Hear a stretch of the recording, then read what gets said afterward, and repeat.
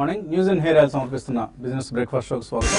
Markets are రైదర్ global cues ఈ morning మనకు బలహీనంగా కనిపిస్తున్నాయి. లాస్ట్ నైట్ కూడా యూఎస్ మార్కెట్స్ స్వల్ప నష్టాలతో ముగిశాయి అండ్ ఏషియన్ మార్కెట్స్లో కూడా ప్రస్తుతం అదే ట్రెండ్ కనిపిస్తుంది. 8667 ఇది ఎస్టెక్స్ నిఫ్టీ ట్రేడ్ అవుతున్న లెవెల్. సో నిఫ్టీ 8700 లెవెల్ని అధిగమించేందుకు చాలా ప్రయాసపడుతుంది, అధిగమించలేకపోతుంది ఇన్ఫ్యాక్ట్. సో దీపావళి సమీపిస్తుంది మనకు, కానీ పండుగ సందడి మాత్రం మార్కెట్స్లో ఎంత మాత్రం కనపట్టలేదు. ఎఫ్ఐఎస్ అమ్మకాలు కొనసాగుతున్నాయి. 600 crores నిన్న కూడా క్యాష్ మార్కెట్లో ఎఫ్ఐఎస్ నెట్ సెల్లింగ్ ఫిగర్.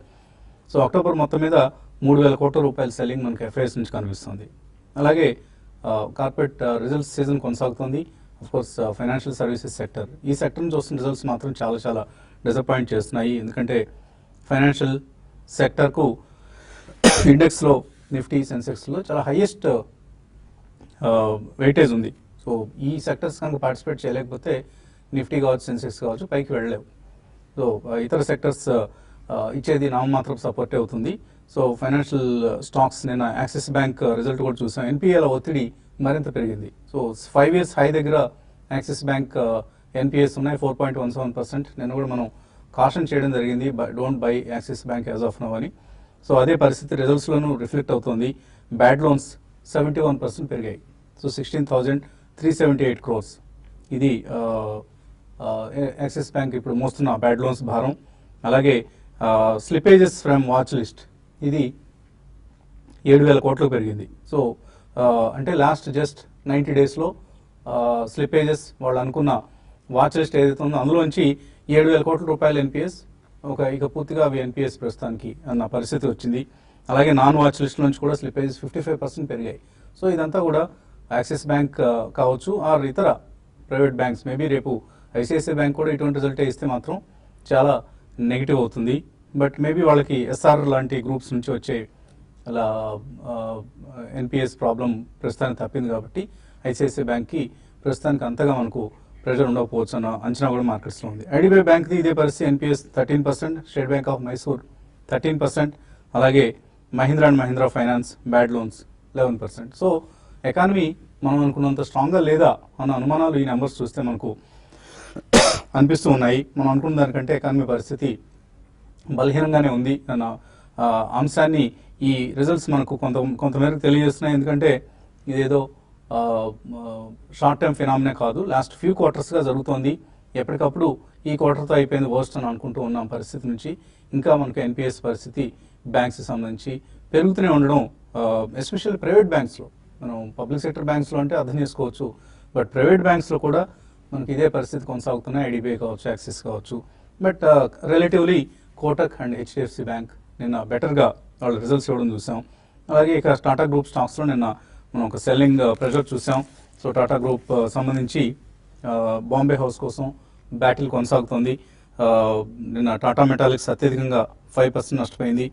అలాగే కొన్ని కంపెనీలు మనకు టాటా గ్రూప్ కంపెనీస్ అని తెలియదు, ఎందుకంటే వాటి పేర్లలో టాటా అని ఉండదు. For instance arts and engineering ఇది టాటా గ్రూప్ సంబంధించిన కంపెనీ, 3.6% పడిపోయింది. అలాగే ఆటోమోటివ్ స్టాంపింగ్స్ 3.27% పడిపోయింది. Indian hotels 3.16%, Tata sponge, Nelco, tin plate ఇవన్నీ Tata group companies. Tata coffee, Tata steel, Tata global beverage, Tata communications, chemicals, Benares hotels, oriental hotels, ఇవన్నీ ర్యాలీస్ ఇండియా ఇవన్నీ కూడా ఎనీవేర్ బిట్వీన్ 1 to 5% తగ్గిన వైన్ చూసాం మనం. మేబీ ఇవాళ కూడా కొంతమేరకు మేబీ లోవర్ లెవెల్స్లో బయింగ్ వస్తుందేమో, బట్ అదర్వైజ్ కొద్దిగా కొంతకాలం టాటా గ్రూప్ స్టాక్స్లో వీక్నెస్ కొనసాగే అవకాశం ఉంది. రాబోయే రోజుల్లో రకరకాల పరిణామాలు చోటు చేసుకుంటాయి కాబట్టి ఎవరు చైర్మన్గా వస్తారు, అలాగే షాపోజీ పలంజీ గ్రూప్తో టాటాల వివాదం ఎలా పరిష్కరించుకుంటారు, ఇవన్నీ మనకు రాబోయే రోజుల్లో టాటా గ్రూప్ స్టాక్స్ని ప్రభావితం చేసే అంశాలు. ఈలోగా దీపావళి రికమెండేషన్స్ ప్రారంభమయ్యాయి. మనం కూడా ముహూర్త రికమెండేషన్స్ కోసం వెయిట్ చేయండి అంటూ ప్రేక్షకుల్ని కోరడం జరిగింది. కొంతమంది బ్రోకింగ్ సంస్థలు కావచ్చు, ఇండివిజువల్ రీసెర్చ్ హౌసెస్ కావచ్చు ఇస్తున్న రికమెండేషన్స్ మనం పరిశీలిస్తే టాప్ 10 మిడ్ క్యాప్స్, ఇప్పుడంతా కూడా మిడ్ అండ్ స్మాల్ క్యాప్స్ మీద అందరి దృష్టి ఉంది కాబట్టి సో టాప్ 10 మిడ్ క్యాప్స్ ఏంటి అంటే వే టు వెల్త్ నుంచి మనకు వస్తున్న recommendations Cosmo Films, Green Ply Industries, CESC, NCL Industries Hyderabad సంబంధించిన కంపెనీ.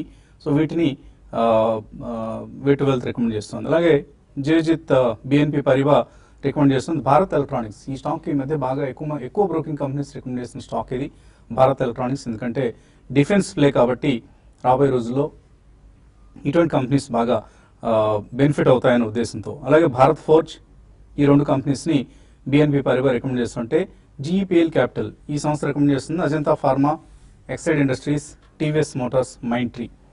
మేబీ మైండ్ ట్రీని విడిచిపెట్టి ప్రస్తుతానికి, ఎందుకంటే ఐటీ ప్లేకి ఇప్పట్లో ఎటువంటి ఆదరణ ఉంటుందన్నది కొంచెం ప్రశ్నార్థకం కాబట్టి ఇతర స్టాక్స్ని మేబీ ఇన్వెస్టర్స్ పోర్ట్ఫోలియోస్లో యాడ్ చేసుకోవచ్చు. ఆఫ్ కోర్స్ మన అనలిస్ట్ ఇచ్చే రికమెండేషన్స్ ఇంకా హాట్గా ఉండబోతున్నాయి. So wait for all these recommendations. Markets పరిస్థితి గురించి మాట్లాడేందుకు అనలిస్ట్ మనతో సిద్ధంగా ఉన్నారు. ఎటువంటి టెక్నికల్ ట్రెండ్స్ మీకు కనిపిస్తున్నాయి ఈ సమయంలో? ఐ థింక్ నిఫ్టీ పరంగా చూస్తే మనం కొద్ది రోజులుగా చెప్పడం జరిగింది, ప్రాబ్లీ మనకి 8750 ఆర్ మేబీ 88 వస్తే కనుక సప్లై జోన్ అని మనం చెప్తాం. సో ఆల్మోస్ట్ అది రెస్పెక్ట్ చేస్తుంది మనకి చార్ట్స్ పరంగా చూస్తే కనుక. I think last 4 to 5 days లో చూస్తే కనుక I think enough bearish bars మనకి చార్ట్స్ లో కనిపిస్తున్నాయి. అంటే ఒకటి హ్యాంగింగ్ మ్యాన్, ఒకటి ఇన్వర్టెడ్ హ్యామర్, ఒకటి doji formation.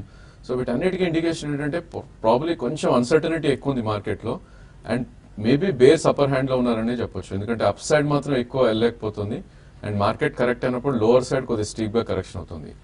So I think chart patterns I think same suggest చేస్తున్నాయి. 8745 ఏదైతే 3 week హై ఉందో దాని అబౌవ్ అట్లీస్ట్ క్లోజ్ అవుతేనే ఒక 70 to 80 points maybe 100 points rally వచ్చే ఛాన్స్ ఉంది. Otherwise there is nothing happening in the market.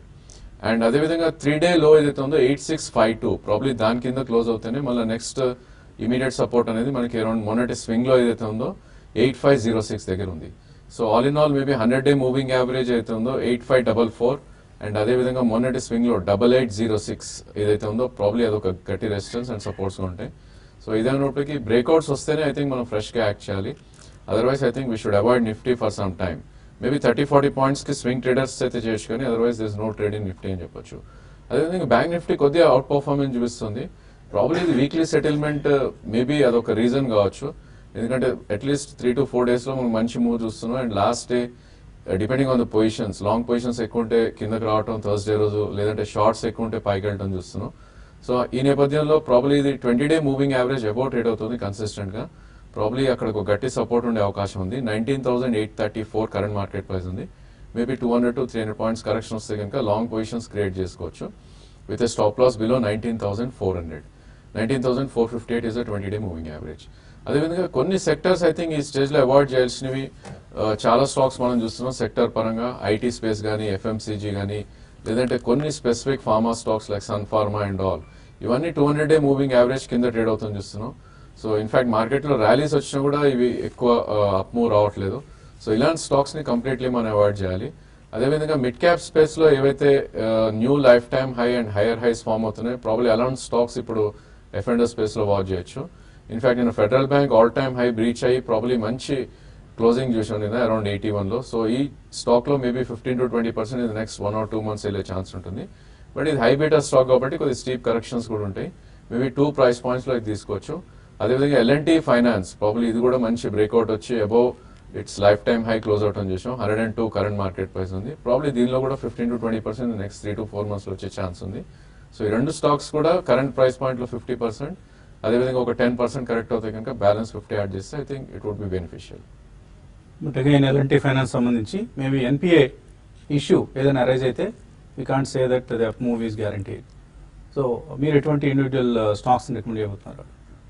ఈ రోజు మార్కెట్స్ కొంచెం సెల్లింగ్ అనేది హైయర్ లెవెల్స్ లో ఉండే అవకాశం కనపడుతుంది. నిన్నటి రోజు చూస్తే మాక్సిమం 87 పైన ట్రై చేసింది కానీ నిఫ్టీ సస్టైన్ కాలేకపోయింది. మెయిన్ రీజన్ కొన్ని టాటాకి చెందిన స్టాక్స్ ప్లస్ హిందుస్థాన్ యూనిలివర్ కూడా నిన్న చూసాము ఈ మధ్యకాలపు లోస్కి దగ్గరికి రావడం అనేది కూడా ఒక కారణం అని చెప్పొచ్చు. వెయిటేజ్ ఎక్కువ ఉంది దానికి. కాబట్టి ఈ రోజు కూడా సేమ్ అదే ప్యాటర్న్ లో కొంచెం గ్యాప్ డౌన్ ఓపెన్ అయ్యి సేమ్ డే అంతా కూడా అదే కన్సాలిడేషన్ లో ఉంటుంది. అయితే నిన్న మిడ్ క్యాప్ స్టాక్స్ లో కూడా కొంత సెల్లింగ్ అనేది చూసాము. ఈవెన్ అడ్వాన్స్ డిక్లైన్ చూసుకుంటే డిక్లైన్స్ ఎక్కువ ఉన్నాయి. కాబట్టి ఇక్కడ మిడ్ క్యాప్ లో కూడా స్లోగా ప్రాఫిట్ బుక్ చేసుకోమని సజెస్ట్ చేస్తాను. ఎందుకంటే రీసెంట్ గా బాగా పెరిగిన స్టాక్స్ కొంచెం ప్రాఫిట్ బుకింగ్ అనేది కనపడుతుంది. దీనికి తోడు మనం పెరిగిన వాటిలో క్వాలిటీ స్టాక్స్ పెద్దగా పెరగలేదు. ఒక వీగార్డ్ ఇటువంటి స్టాక్స్ మంచి ఫండమెంటల్ బాగున్న కౌంటర్ పెరిగాయి. కానీ మిగతా టాప్ లిస్ట్ గా తీసుకుంటే ఎక్కువ చిన్న స్టాక్స్ అనేవి పెరిగాయి. కాబట్టి అటువంటి వాటికి జాగ్రత్తగా ఉండమని చెప్తాను. కాబట్టి ఈ రోజు మార్కెట్స్ సెల్ అండ్ ర్యాలీస్ గా చెప్పొచ్చు.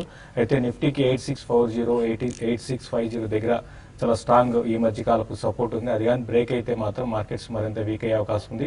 లేదంటే మాత్రం దానిపైన సస్టైన్ కాగలిగితే క్లోజర్గా అక్కడికి వచ్చినప్పుడు బయింగ్ తీసుకోవచ్చు, బయింగ్ పొజిషన్ తీసుకోవచ్చు. ఈరోజు బ్యాంకింగ్ స్టాక్స్ కూడా కొంత యాక్సిస్ బ్యాంక్ నెగిటివ్ రిజల్ట్ వల్ల కొంత సెంటిమెంట్ అనేది నెగిటివ్ ఇన్ని రోజులు స్ట్రాంగ్ ఉన్నాయి. కాబట్టి దాంట్లో బ్యాంక్ నిఫ్టీలో హైయర్ లెవెల్స్లో సెల్ చేయమంటాను. ఈవెన్ యాక్సిస్ బ్యాంక్ని కూడా ఎవరీ ర్యాలీలో ఇంటర్డే ర్యాలీలో కూడా సెల్ చేసుకోవచ్చు.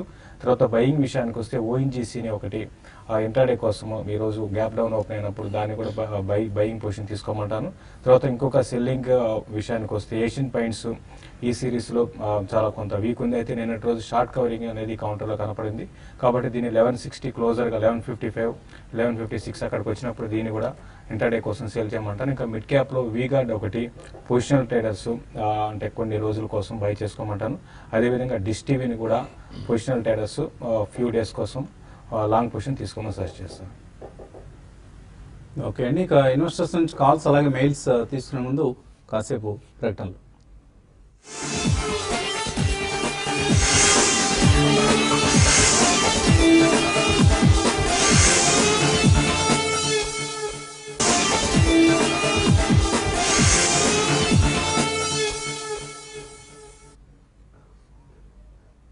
ఎస్టీఎక్స్ నిఫ్టీ 8658 40 పాయింట్ల నష్టంతో ట్రేడ్ అవుతుంది. సో మార్కెట్స్ ఒక గ్యాప్ డౌన్ ఓపెనింగ్ కోసం సిద్ధమవుతున్నాయి. గ్లోబల్ క్యూస్ చాలా చాలా వీక్గా ఉన్నాయి. సో ఈ నేపథ్యంలో మార్కెట్స్లో ఒక వీక్ ఓపెనింగ్ అనేది మనం చూడబోతున్నాం. మేబీ ఈ వీక్నెస్ ఆద్యంతం కొనసాగుతుందా లేదా కొంత ఓపెనింగ్లో మాత్రం ఈ వీక్నెస్ ఉంటుందా అన్నది వేచి చూడాలి. కాలర్స్ లైన్లో ఉన్నారు. వైజాగ్ నుంచి శ్రీనివాసులు. హలో సార్ నమస్తే. నమస్తే, అడగండి. సార్ ఇంటెలెక్ట్ డిజైన్ ఎరినా అని జయప్రకాష్ అసోసియేట్స్ గురించి చెప్తాను ఫోన్ చేశాను. ఈ రెండు ఉన్నాయా మీ దగ్గర? ఉన్నాయి సార్. ఏ ప్రైసెస్లో కొన్నారు? ఇంటెలెక్ట్ డిజైన్ ఎరినా 178 కొన్నాను సార్. Hmm. జయప్రకాష్ అసోసియేట్స్ $12 కొన్నాను సార్. సో ఆయనకి ఎటువంటి సలహా ఇస్తారు? ప్రాబ్లీ ఐ థింక్ మనకి టెక్నాలజీ స్పేస్ మొత్తం అండర్ పర్ఫార్మ్ చేస్తున్న టైం అండి. So it's not a good idea to buy intellect design ఈ స్టేజ్ లో. ఆల్మోస్ట్ మీరు కొన్న ప్రైజే ఉంది ఇప్పుడు. ఇది కూడా 200-డే మూవింగ్ యావరేజ్ అయితే ఉందో 207 కింద ట్రేడ్ అవుతుంది.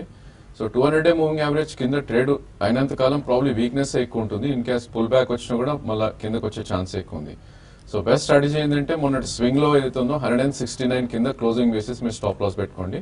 అండ్ మార్కెట్ కొద్దిగా ర్యాలీ అయ్యి 50-డే మూవింగ్ యావరేజ్ 100-డే మూవింగ్ యావరేజ్ విచ్ ఇస్ 188 నుంచి అరౌండ్ 196 మధ్యలోకి వస్తే కనుక మీ పొజిషన్ డెఫినెట్లీ ఎగ్జిట్ ఉంది. Jayaprakash I think infra space మొత్తం అండర్ పర్ఫార్మ్ చేస్తున్న time. It's only speculative and gambling stock అది. So I don't suggest to hold అండి. ప్రాబ్లీ స్వల్ప ప్రాఫిట్స్ వస్తే మీరు ఎగ్జిట్ అవుట్ పోవడం బెటర్. తర్వాత కాలర్ విశ్వనాథ్. హలో నమస్తే సార్. నమస్తే అండి, అడగండి. సార్ ఇవాళ వరుణ్ బెవరేజెస్ ఐపీఓ ఉంది కదా సార్, Hmm. అది బై చేయాలా వద్దా అని అడుగుతాను. వరుణ్ బెవరేజ్ మీరు అవాయిడ్ చేయండి. చాలా హై పిఈ దగ్గర ఆఫర్ చేస్తున్నారు. ఆల్మోస్ట్ 90 పిఈ దగ్గర ఈ ఇష్యూని ఆఫర్ చేయటం మనం చూస్తున్నాం. సో వర్కౌట్ కాదండి. చాలా రిస్క్ ఫ్యాక్టర్స్ కూడా చాలా కనిపిస్తున్నాయి వరుణ్ బెవరేజ్ ఐపీఓలో. కంపెనీ పెప్సీ ప్రోడక్ట్స్కి బాటిలింగ్ చేస్తూ ఉంటారు. లాస్ట్ 10 yearsగా వాళ్ళకి ఈ అరేంజ్మెంట్, ఆల్మోస్ట్ లాస్ట్ 20 yearsగా ఈ అరేంజ్మెంట్ వాళ్ళు చేయడం చూస్తున్నాం. సో మేబీ రాబోయే రోజుల్లో పెప్సీ ప్రోడక్ట్స్కి డిమాండ్ ఎలా ఉంటుంది, అసలు పెప్సీ కంపెనీని ఫర్ ఎవర్ చేయనిస్తుందా బాటిలింగ్, ఇటువంటి అంశాలన్నీ కూడా రిస్క్ ఫ్యాక్టర్స్ కనిపిస్తున్నాయి మనకి. ఇదే కాకుండా వాల్యుయేషన్ కూడా చాలా హై వాల్యుయేషన్, ఆల్మోస్ట్ 445 రూపీస్ దగ్గర అప్లై చేస్తే ఎటువంటి లాభం ఉంటుంది అన్నది కూడా ప్రశ్నార్థకం. 440 to 445 ఇది ప్రైస్ బ్యాండ్ మనకు కనిపిస్తుంది. సో అవాయిడ్ చేయండి. మేబీ ఎప్పుడైనా మరి మీకు ఒక ఎక్కువ బెవరేజెస్ కంపెనీస్ పట్ల ఇంట్రెస్ట్ ఉంటే మేబీ లిస్ట్ అయిన తర్వాత ఎప్పుడైనా తక్కువ ప్రైస్ దగ్గర దొరికినప్పుడు తీసుకోవచ్చు. దీనికంటే కూడా PNB housing is a better issue. Course అది కూడా ఓవర్ ఎగ్జైట్మెంట్ పనికిరాదు, but it will be a study performer like other housing finance companies. So తర్వాత కాలర్ లైన్ ఉన్నారు పూణే నుంచి. Hello Bhaskar. Hello, good morning sir. Morning. Sir నేను సెక్సాఫ్ట్ limited share తీసుకున్నాను 200 range లోనా. ఏ company అన్నారు? SAK SYFT.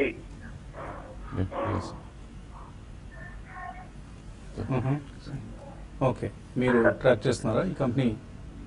Total it's speculative stock అనిపిస్తుందండి. ఎందుకంటే last 1 year గా దీన్ని ట్రాక్ చేస్తే కనుక 2015 నవంబర్లో అరౌండ్ 143 ఉన్న స్టాక్ ఆల్మోస్ట్ మనకి 4 to 5 monthsలోనే అంటే జనవరి 2016 కల్లా 474 దాకా వెళ్ళడం జరిగింది. అదే స్పీడ్గా I think almost vertical crash రావడం చూసాం. విత్ ఇన్ 4 months మళ్ళీ బ్యాక్ 168 వచ్చింది. సో ఇలాంటి stocks I think they are not worth holding అండి. సో వీక్లీ దీనిలో యావరేజ్ చూస్తే కనుక మనకి 10,000 15,000 కూడా కావు, అంటే డైలీ 1000 or 2000 షేర్స్ ట్రేడ్ అవుతాయి. ఇన్ కేస్ మీ దగ్గర ఉంటే కనుక డెఫినెట్లీ ఎగ్జిట్ అవ్వండి.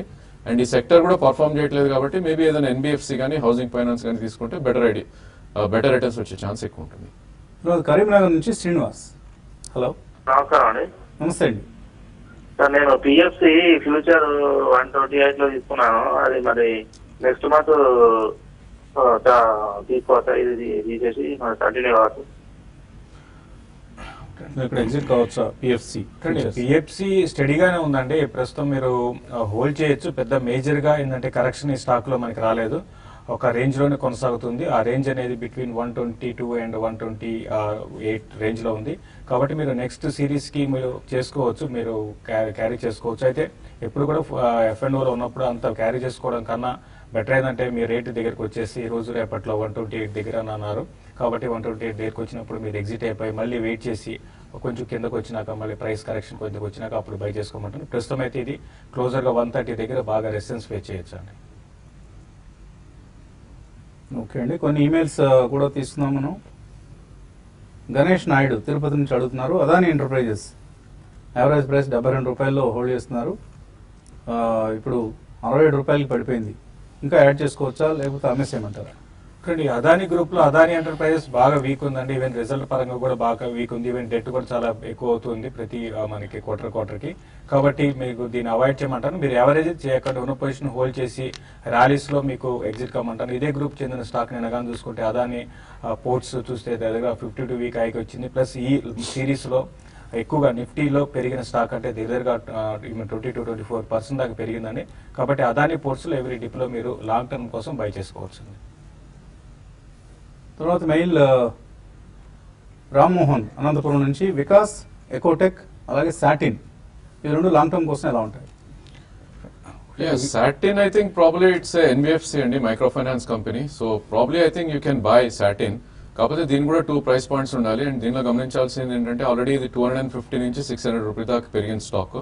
మేబీ కొద్దిగా ఎక్కువ డీప్ కరెక్షన్స్ ఉంటాయి, మేబీ 480 or 500 దాకా కూడా రావచ్చు. కరెంట్లీ 580 ఉంది. 50% ఇక్కడ తీసుకుని 10% కరెక్షన్లో ఫర్దర్గా యాడ్ చేసుకోండి. మేబీ 1 yearలో మీకు అరౌండ్ 750 దాకా వెళ్ళే ఛాన్స్ ఉంటుంది. అదేవిధంగా Vikas Ecotech probably last couple of డేస్గా పర్ఫామ్ చేస్తున్న స్టాక్ ఇది. సో 12 రూపీస్ నుంచి already 21 rupees in the last 1 month పెరగటం చేసాం. సో దీని all time high around 2540. So ఒకవేళ ఇది దాటింది అంటే కనుక 35 to 40 రూపీస్ దాకా అప్ సైడ్ వెళ్ళే ఛాన్స్ ఉంది. సో దీని కూడా 2 price pointలో మీరు తీసుకోవచ్చు. 21 రూపీస్ కరెంట్ మార్కెట్ ప్రైస్ ఉంది, అక్కడ 50% అండ్ 16 రూపీస్లో బ్యాలెన్స్ 50% తీసుకోండి. బట్ ఇలాంటి స్టాక్లో స్టాప్ లాస్ పెట్టుకోవడం ఇస్ వర్త్ అండి. సో 14 బిలో క్లోజింగ్ అవుతే కనుక మీరు స్టాప్ లాస్ పెట్టుకుని ఎగ్జిట్ అయిపోవాలి. తర్వాత మెయిల్ గోపీకృష్ణ అడుగుతున్నారు. మణపురం ఫైనాన్స్ అలాగే డిహెచ్ఎఫ్ఎల్ ఈ రెండు తీసుకోవచ్చు 1 year హొరైజన్ కోసం. అండ్ 3 stocks ఫార్మా నుంచి, ఆటో యాన్సిలరీస్ నుంచి రికమెండ్ చేయమంటున్నారు. మన్నాపురం యాక్చువల్లీ మనకి మంచి బ్రేక్అవుట్ రావడం చూసామండి. జనరల్లీ ఎనీ స్టాక్ 96 అబౌవ్ దీని breakout all time high. So breakout వచ్చినప్పుడు కొద్దిగా కన్సాలిడేషన్ అయ్యి మేబీ ఒక 10% అప్ అండ్ డౌన్ మూవ్స్ ఉంటాయి. సో 1 year వ్యూ అంటున్నారు కాబట్టి డెఫినెట్లీ మీరు మన్నాపురం తీసుకోవచ్చు if you're happy with around 30 to 40% return. ఎందుకంటే ఈ stock last 8 to 9 monthsలోనే almost 23 rupees నుంచి 103 దాకా పెరగటం చూసాం.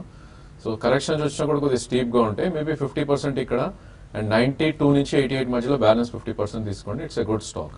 అదేవిధంగా దివాన్ హౌసింగ్ ఫైనాన్స్ కూడా హై బీటా స్టాక్ అండి. ఇది హౌసింగ్ ఫైనాన్స్ స్పేస్లో కొంచెం అవుట్ పర్ఫామ్ చేస్తుంది ఈ టైంలో. సో ప్రాబ్లీ దీని కూడా 2 price pointsలో మీరు యూ కెన్ బై. కాకపోతే Dewan housing I think you can use for trading more than investment, ఎందుకంటే F&Oలో కూడా ఉంది స్టాక్ ఇది. సో 15-20% అప్ మూవ్స్ వచ్చినప్పుడు I think you can sell and again you can rebuy. Ramesh అయ్య గారి యాక్సిస్ బ్యాంక్ హోల్డ్ చేస్తున్నారు. 1000 షేర్స్ ఏ రేట్లో అనేది మనం చెప్పలేదు. దీని నుంచి IDFC bank or federal bank, TVS motors, Maruti Suzuki shift అవుతారట కావచ్చా? చూడండి, యాక్సిస్ బ్యాంక్ అయితే క్లియర్ గా మీకు ఈ రోజు వీక్నెస్ అనేది రావచ్చు అండి రిజల్ట్ కారణంగా. కాకపోతే ఎక్కడ వరకు ఆగుతుందని చెప్పలేము. అయితే 480 దగ్గర కొంత ఆగడానికి అవకాశం ఉంది. అయితే మీరు చెప్పిన స్టాక్స్ అనేవి కూడా ఓకేనండి, మంచి స్టాక్స్. అయితే దీంట్లో నుంచి ఎగ్జిట్ అయిపోయి దాంట్లోకి వెళ్ళమనేది కన్నా మీరు యాక్సిస్ బ్యాంక్ ని లాంగ్ టర్మ్ కోసం హోల్డ్ చేయండి. మళ్ళీ రిటర్న్ అంటే మీకు రిటర్న్ ఇన్వెస్ట్మెంట్ రావచ్చు. ప్రస్తుతం అయితే ఇది వీక్ గా ఉందని చెప్పొచ్చు అండి. సో మేనేజ్మెంట్ కామెంటరీ గమనిస్తే మనకి ఇప్పట్లో యాక్సిస్ బ్యాంక్ కోలుకునే అవకాశం కనపట్లేదు, at least for the next 2 to 3 quarters. So maybe better idea మీది, అందులోంచి ఎగ్జిట్ అయిపోయి you can shift to federal bank or TVS motors or even Maruti Suzuki, అన్ని కూడా మంచి కంపెనీస్ని మీరు సెలెక్ట్ చేస్తున్నారు. తర్వాత సుధీర్ రెడ్డి అడుగుతున్నారు, సిఎట్ 1280 కాల్ 11 రూపాయల్లో కొన్నారట, హోల్డ్ చేయొచ్చా దీన్ని? సిఎట్ అయితే నిన్ననే ఒక బ్రేక్ డౌన్ రావడం చూసామండి. మొన్నటి స్వింగ్ లో ఏదైతే ఉందో 1247, సో ఆల్మోస్ట్ మనకి నిన్నటి లో కూడా అదే. సో జనరలీ ఇలా బ్రేక్ డౌన్స్ వచ్చినప్పుడు వీక్నెస్ వచ్చే ఛాన్స్ ఎక్కువ ఉంటుంది స్టాక్ లో. సో ఐ థింక్ మీకు అరౌండ్ 1280 ఆర్ 1290 దాకా వస్తే కనుక మీరు ఎగ్జిట్ అవ్వండి. అదర్వైజ్ నెక్స్ట్ 3 days ఉంది కాల్ కాబట్టి ఎక్కువ చేసేది కూడా లేదు మనకి. సో ఇన్ కేస్ మీకు పుల్ బ్యాక్ వచ్చి 1280, 1285 వస్తే కనుక మీ కాల్ ఇమీడియట్ గా ఎగ్జిట్ అవ్వండి. భవానీ శంకర్ హోల్డ్ చేస్తున్నారు. జిందాల్ డ్రిల్లింగ్ 191లో, force motors 3170, Avanthi Feeds, Nitin Fire, JAC Housing ఇవన్నీ 1 year కోసం హోల్డ్ చేస్తున్నారు, హోల్డ్ చేయొచ్చా? చూడండి, అన్ని కూడా 1 year కోసం హోల్డ్ చేయొచ్చు. అయితే జిందాల్ డ్రిల్లింగ్ మాత్రం కొంచెం వీక్ ఉందని మీరు చెప్పిన కౌంటర్స్ లో. మిగతా అన్ని స్టాక్స్ కూడా 1 year కోసం మీరు హోల్డ్ చేయొచ్చు. అయితే జిందాల్ డ్రిల్లింగ్ కూడా రీసెంట్ గా బాగా పెరిగిన స్టాక్. 100 రూపీస్ నుంచి 205 దగ్గర మనకి ట్రేడ్ అవుతుంది. ఇది 220 దగ్గర కొంత రెసిస్టెన్స్ ఫేస్ చేయొచ్చు అండి. ఈ లెవెల్లో కొంత జిందాల్ డ్రిల్లింగ్ ఆగడానికి అవకాశం ఉంది. బట్ అన్ని స్టాక్స్ మంచివి, మీరు 1 year కోసం హోల్డ్ చేయొచ్చు అండి. ఇంకా మెయిల్స్ మిగిలిపోయాయి, అలాగే కాలర్స్ కూడా వెయిట్ చేస్తున్నారు. కానీ మనం ఈ కార్యక్రమాన్ని ఇక్కడితో ముగించి టీవీ5 మనీ ప్లాట్ఫామ్ మీద కలిసే సమయం ఆసనమైంది. సో చిన్న బ్రేక్ తీసుకున్నాం. బ్రేక్ తర్వాత మళ్ళీ youtube.com/tv5money/live ఈ వేదిక మీద కలుద్దాం.